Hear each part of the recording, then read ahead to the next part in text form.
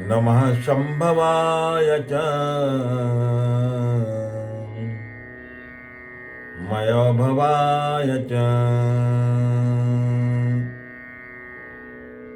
नमः शंकराय च मयस्कराय च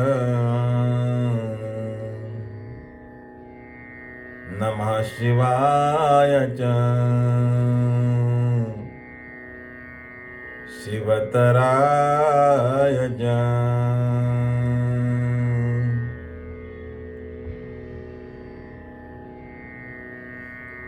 हम सबके भीतर बसे चैतन्य स्वरूप परमात्मा को, शिव को, ब्रह्म को वंदन करके आज की 7वें सूत्र की चर्चा का आरंभ करते हैं। सिद्ध अवस्था की दिशा में एक और कदम उठाते हैं, बढ़ाते हैं। 7वां सूत्र है ज्ञानम जागृतः। ज्ञान का बना रहना ही जागृत अवस्था है। शिवजी का यह शास्त्र, शिवजी के ये सूत्र, ये योग सूत्र अनूठे हैं, अजूबे हैं, अद्भुत हैं, बेजोड़ हैं। दुनिया का कोई भी शास्त्र इनका मुकाबला नहीं कर सकता। ये सूत्र क्रमशः धीरे धीरे कदम कदम सिद्ध की अवस्था तक पहुंचाने वाली सीढ़ियां हैं।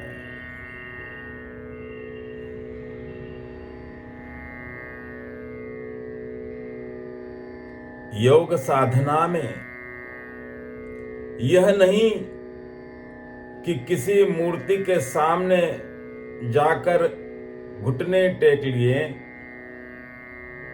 और काम पूरा हो गया। यह नहीं कि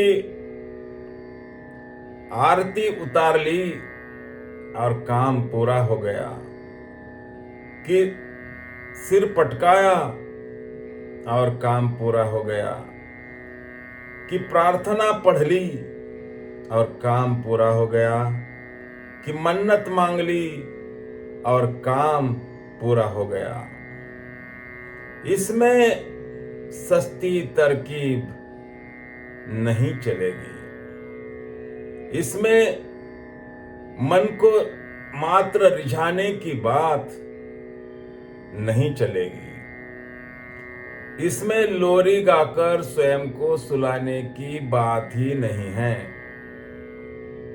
यहां उद्यम करना है, पुरुषार्थ करना है। आग का दरिया है और डूब कर जाना है। यहां आत्मस्मरण की बात है। अपनी चेतना को अंतिम ऊंचाई पर ले जाने की बात है। गौरी शंकर पर जाकर चांद सितारों के साथ धुनी रमाने की बात है।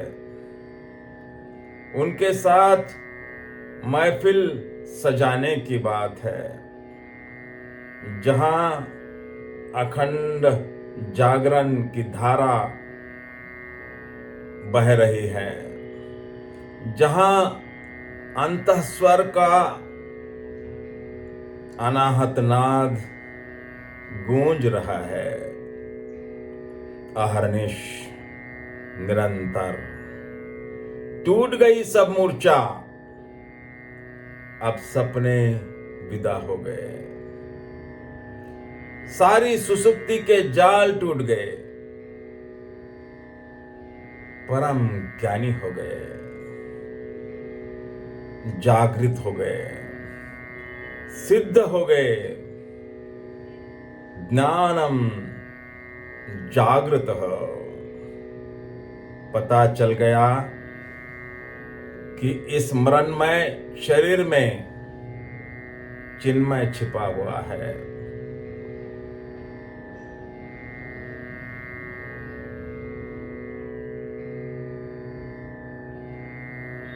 जब हम भीड़ से पृथक हो जाते हैं, वासनाओं से पृथक हो जाते हैं,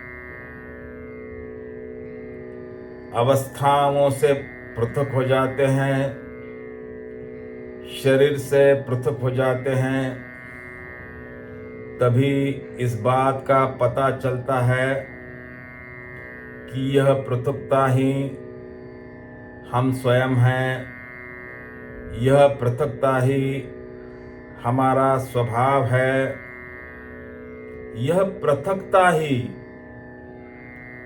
चैतन्य स्वरूप आत्मा है और इसका बोध ही ज्ञान है, इसका बोध ही साक्षात्कार है। हमें स्वयं को देखने के लिए अपने से थोड़ी दूरी बनानी जरूरी है। हमने जो शरीर के साथ तादात्म्य बनाया है, जो शरीर को हम स्वयं मान बैठे हैं, उस शरीर के साथ थोड़ा फासला,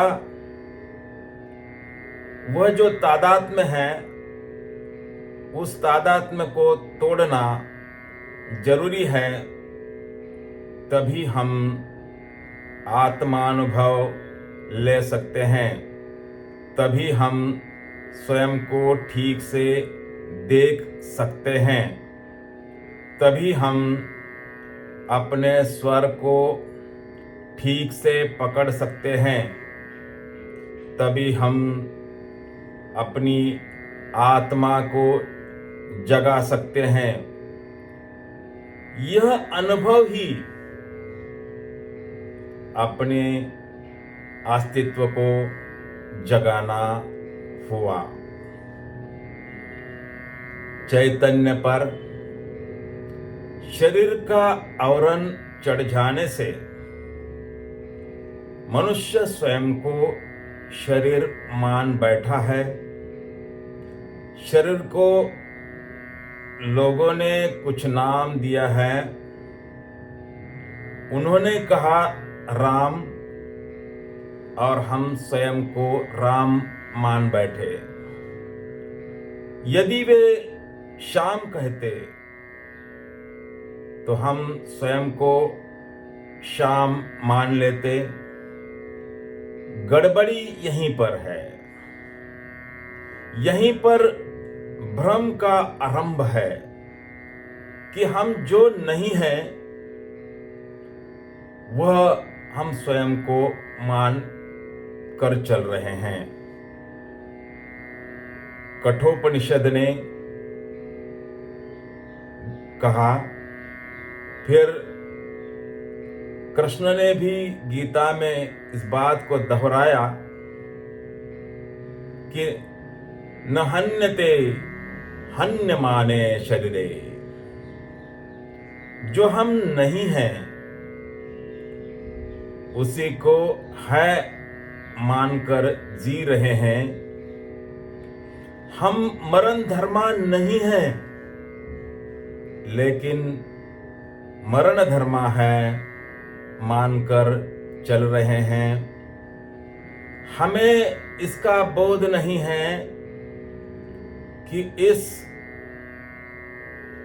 मरणमय में, इस मरण धर्मा शरीर में चिन्मय छिपा हुआ है, अमृत छिपा हुआ है। जिस दिन यह बोध हो जाता है, हम अपने चैतन्य स्वरूप आत्मा का अनुभव करते हैं, उसी क्षण, उसी अवस्था को हम ज्ञान की अवस्था कहते हैं। उस व्यक्ति को हम ज्ञानी कहते हैं। ज्ञान यानी आत्म स्वरूप की अनुभूति।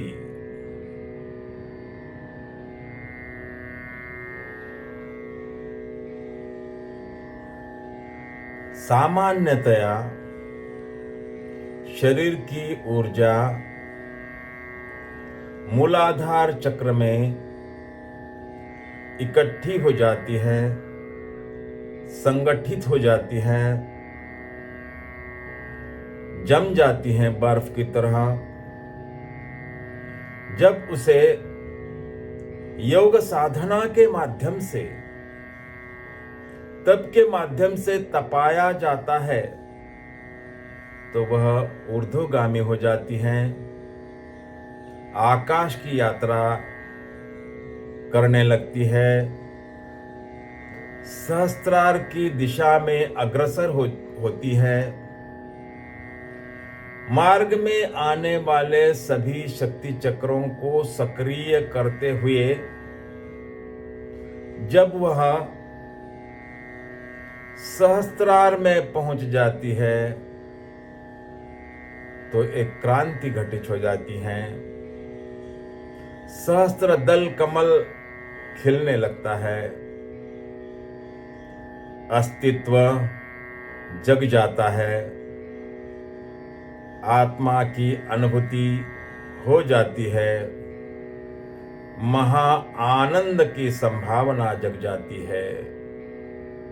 आत्मा आनंद का स्रोत बहने लगता है। स्मरण रहे कि आनंद और सुख में भेद है। इन दोनों को एक सा समझने की गलती मत करना। सुख यानी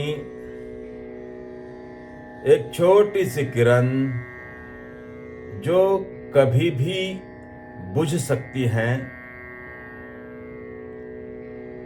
आनंद महासूर्य है जिसमें अनंत किरणें हैं, जो अनंत किरणों का केंद्र है। किरण जब महासूर्य में रूपांतरित हो जाती है तो सभी तरह का अंधेरा, सभी प्रकार का अंधेरा खो जाता है, हमेशा के लिए खो जाता है, हमेशा के लिए विदा हो जाता है। एक महासूर्य का उदय होते ही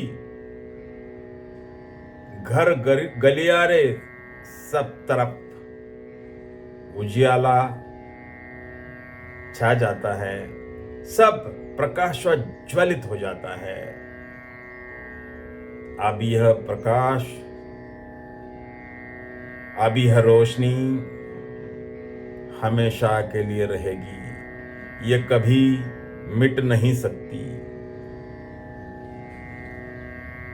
शराब पीने वाला नशाखोर शराबी नशे में खोकर छोटी सी खुशी, वह भी कुछ देर के लिए, कुछ समय के लिए खरीद सकता है, यह आत्म विस्मरण हुआ। आनंद विस्मरण नहीं है, वरन आनंद आत्मस्मरण है। पूरे होश की स्थिति को आनंद कह सकते हैं। कबीर ने जिसे सुरती कहा, जिसका अर्थ है पूरा स्मरण आ गया। अब न बिखरने वाला प्रतिबिंब बन गया, अब चेतना अकंप हो गई। अब कभी न मिटने वाला प्रकाश छा गया। अब मूलारंभ को पहचान लिया।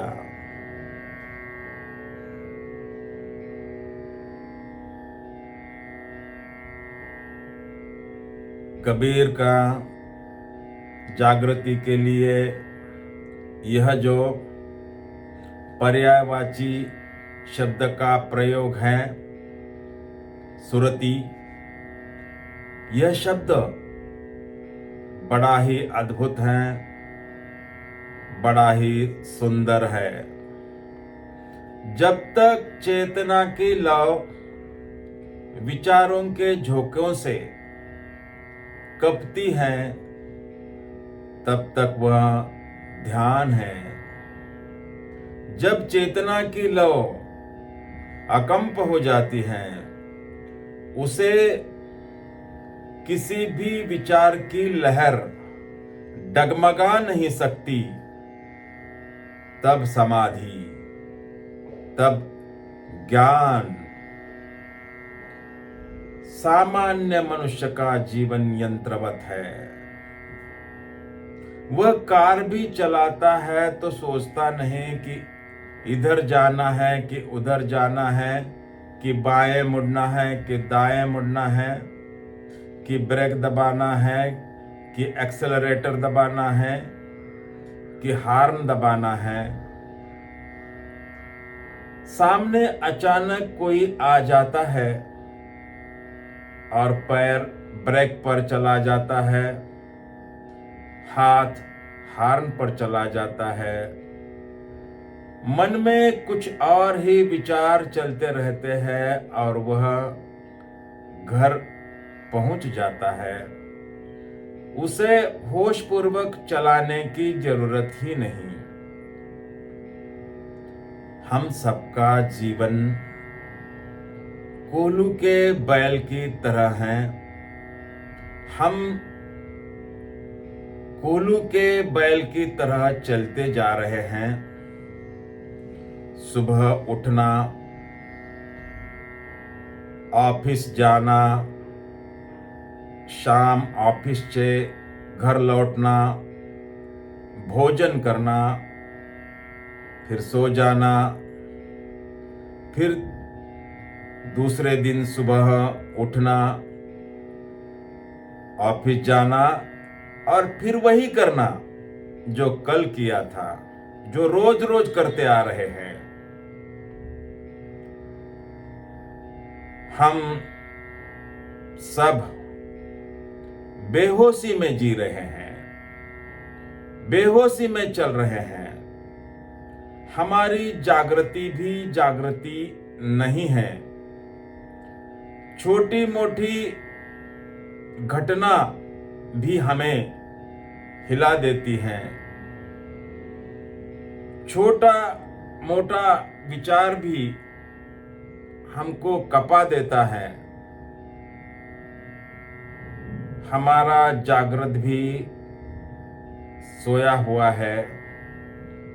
योगी की सुसुप्ति भी जागृति है। फर्क सिर्फ होश का है।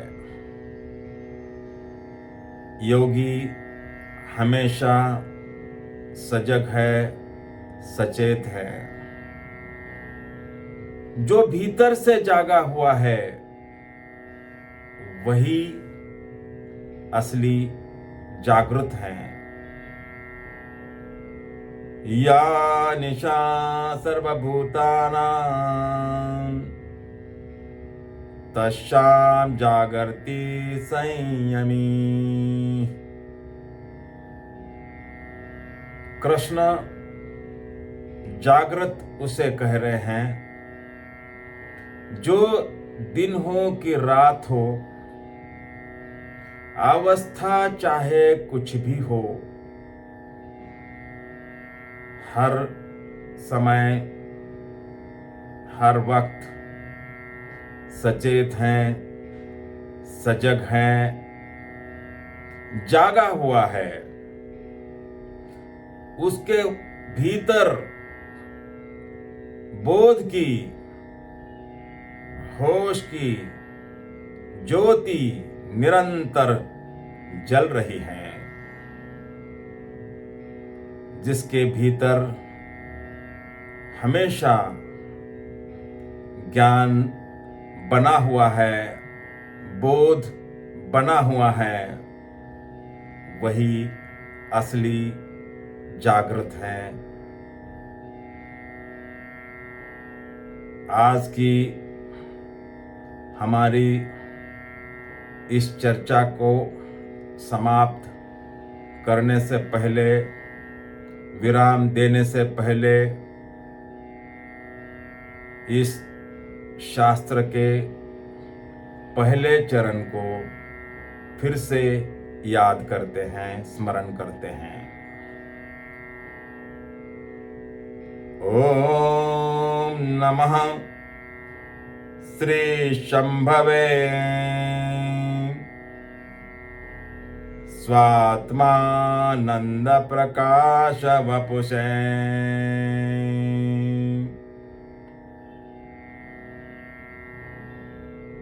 श्री शिवाय नमस्तुभ्यं।